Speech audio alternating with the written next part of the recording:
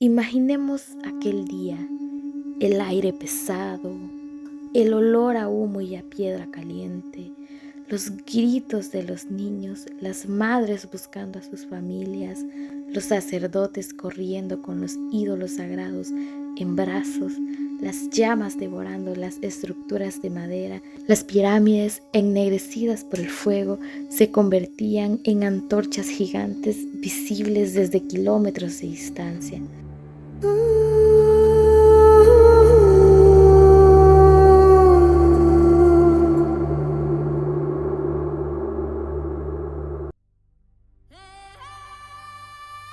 En el corazón de El Salvador, a unos 36 kilómetros al norte de San Salvador, se alzan las huellas de una ciudad que el tiempo casi logra borrar. Un lugar que fue testigo de poder, de comercio, de guerras, de rituales y de fuego. Su nombre es Cihuatán, una palabra que en lengua náhuatl significa la ciudad de la mujer, lugar de las mujeres, o ciudad junto a la mujer. Pero en sus ruinas el silencio parece hablar de una civilización perdida, de una catástrofe que arrasó todo y de un misterio que aún hoy los arqueólogos no logran descifrar del todo. Cihuatán no es solo un sitio arqueológico, es el eco de un pueblo que prosperó, comerciaba con reinos lejanos y vivía en una estructura social compleja, comparable con las grandes urbes mayas del norte. Durante más de 800 años, la tierra cubrió sus templos, sus plazas y sus hogares.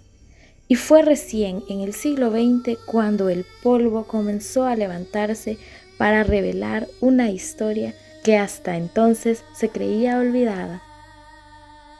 Todo comenzó alrededor del año 900 después de Cristo, en un periodo que los arqueólogos llaman el posclásico temprano. En ese tiempo, muchas de las grandes ciudades mayas del norte habían colapsado. Tikal, Copán y otras joyas de la antigüedad estaban siendo abandonadas. Y en medio de esa inestabilidad, grupos enteros de personas emprendieron migraciones, buscando nuevos territorios, nuevas oportunidades y nuevas esperanzas. Entre esas migraciones llegaron a lo que hoy es El Salvador, pueblos con influencia tolteca y náhuatl. Guerreros y comerciantes que traían consigo sus dioses, sus costumbres y su arte. De ellos nació Cihuatán, una ciudad planificada con calles amplias, templos majestuosos y una organización social nunca antes vista en estas tierras. El sitio fue construido sobre una meseta estratégica. Desde allí se dominaba el valle del río Acelhuate, lo que les daba acceso al comercio con las zonas costeras y con el interior del país. Era un punto clave para conectar rutas comerciales que iban desde el Pacífico hasta el altiplano guatemalteco. Los arqueólogos estiman que en su apogeo Cihuatán llegó a tener entre 15.000 y 20.000 habitantes, una cifra impresionante para su época.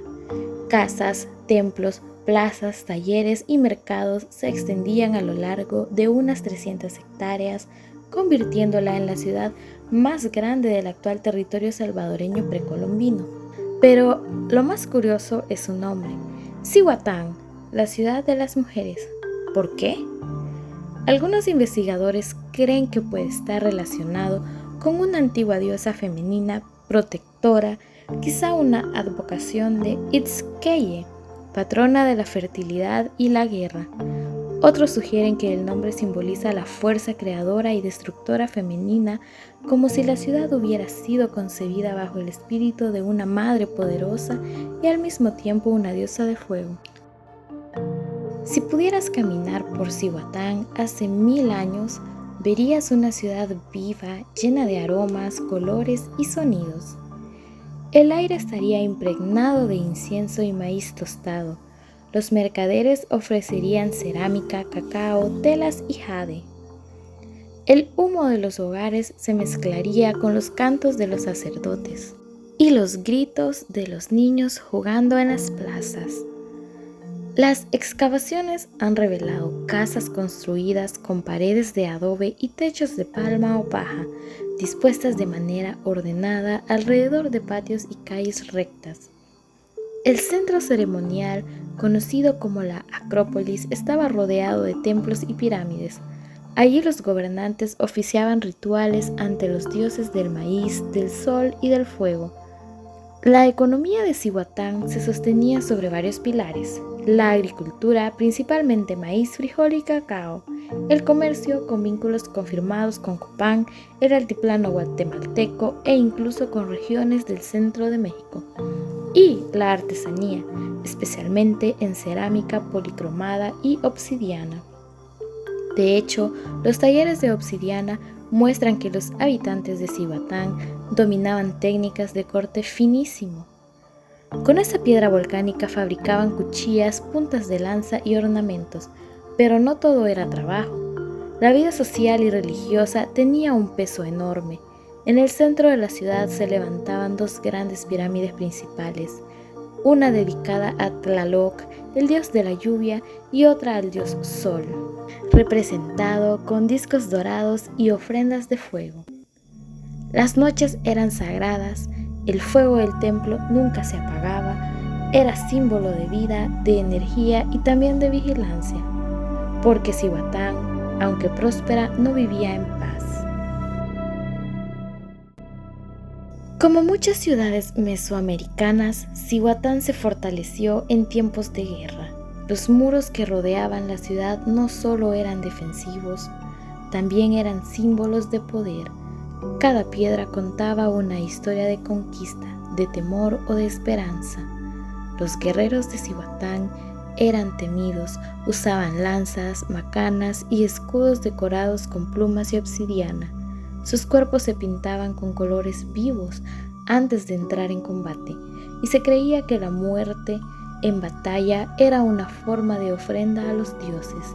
La ciudad mantenía una relación ambivalente con otras poblaciones del valle, a veces aliadas en comercio, a veces enemigas.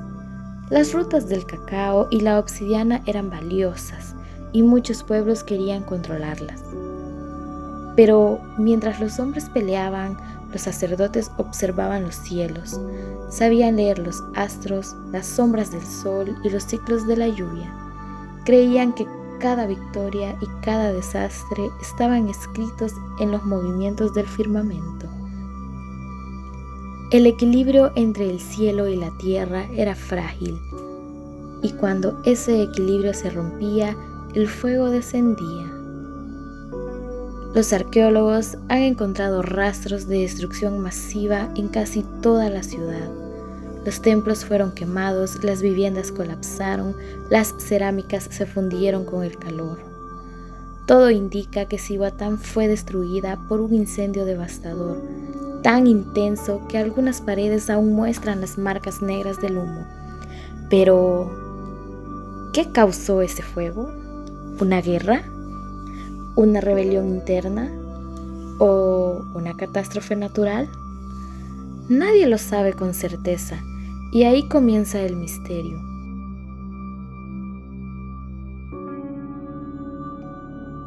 La ciudad de Cihuatán ardió. Nadie sabe exactamente cuándo, pero los arqueólogos sitúan el desastre alrededor del año 1050 después de Cristo.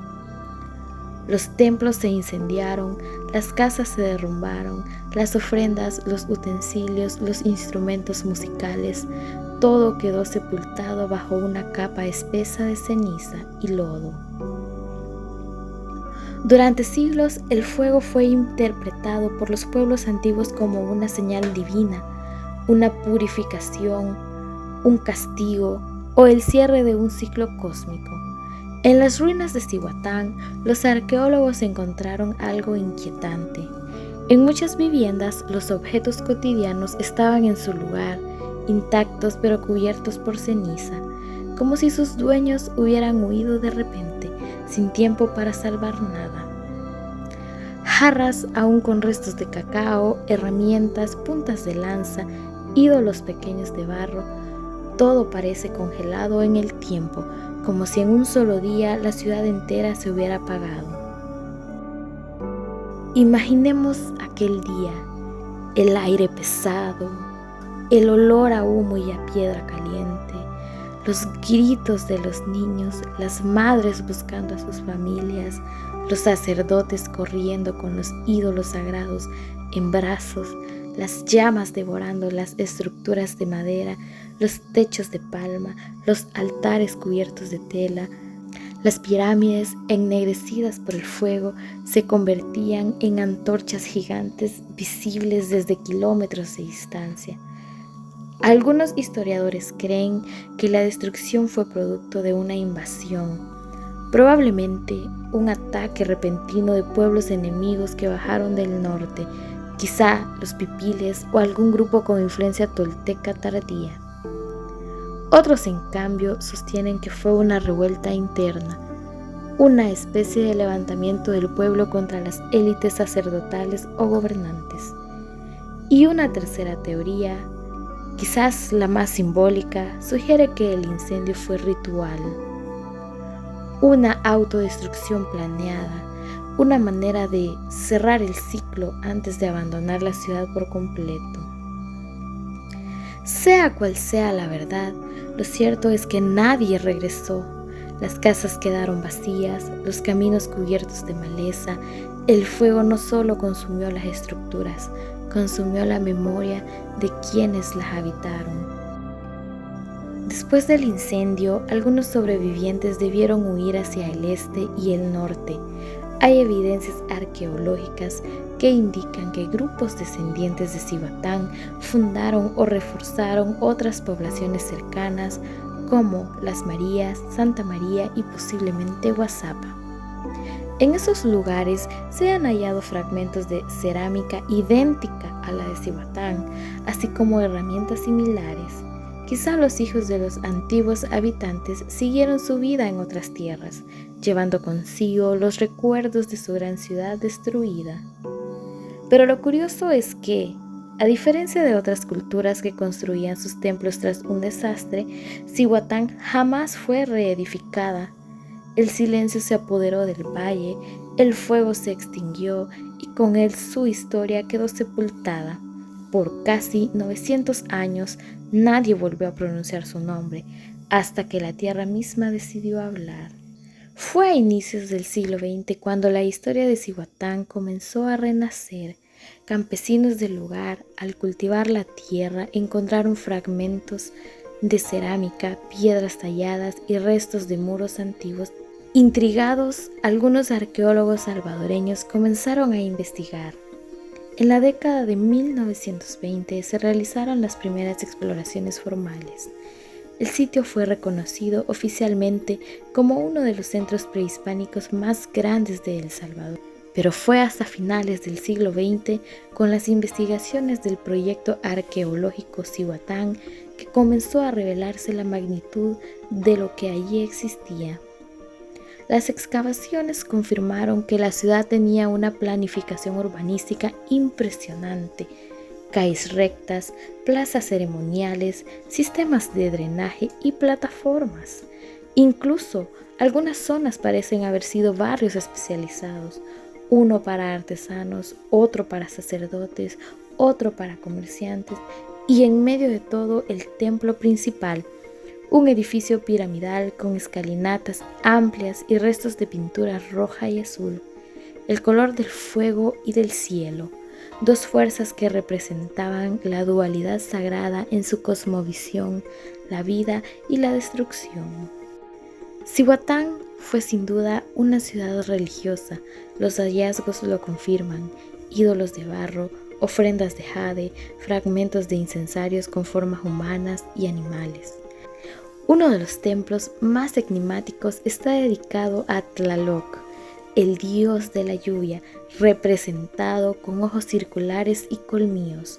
Los arqueólogos encontraron en su interior restos de vasijas que contenían pigmentos azules, símbolo del agua y del cielo, pero también había templos dedicados al dios del fuego, a quien se ofrendaban semillas, copal y pequeñas figuras de guerreros. Y curiosamente, en varios sectores se encontraron imágenes femeninas, lo que refuerza la teoría de que Cihuatán estaba consagrada a una deidad madre, posiblemente Itzqueye o una versión local de la diosa Cihuacóatl, la mujer serpiente. Esas figuras femeninas podrían ser la clave del nombre Cihuatán, una ciudad protegida, guiada o consagrada a una fuerza femenina, una urbe nacida bajo el símbolo de la fertilidad y destruida bajo el fuego, como si el fuego no fuera un enemigo, sino un destino. La economía de Cihuatán estaba perfectamente equilibrada. Su ubicación geográfica le permitía controlar las rutas entre el interior y la costa, donde fluían productos como cacao, sal, jade y algodón. El cacao, especialmente, era el oro marrón de aquella civilización. Servía como moneda, bebida, ritual y símbolo de estatus.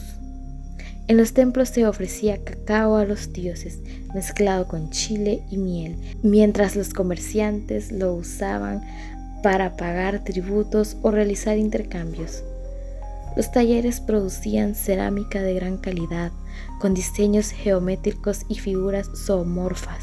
Algunas vasijas tenían movimientos serpentinos y plumas, indicando influencia tolteca. Otras, en cambio, conservaban rasgos puramente locales, lo que sugiere una fusión cultural entre pueblos nahuas y autóctonos. Las casas de las élites estaban construidas sobre plataformas de piedra, con techos de palma y paredes encaladas. Tenían patios amplios y espacios para reuniones. Mientras tanto, las viviendas comunes eran más sencillas, pero seguían un patrón ordenado. Eso revela que la ciudad tenía jerarquías claras, pero también cierta organización social colectiva. No era un pueblo improvisado, era una sociedad estructurada, con leyes, dioses y una economía sólida, y sin embargo algo los destruyó. A veces me pregunto si sabían que su final estaba cerca, si los sacerdotes interpretaron en los cielos una señal, si los guerreros presintieron la caída, si las madres notaron que el fuego se acercaba. Quizá el fuego no fue solo un desastre, quizá fue el cumplimiento de una profecía, porque en la cosmovisión mesoamericana todo lo que nace debe morir para volver a renacer.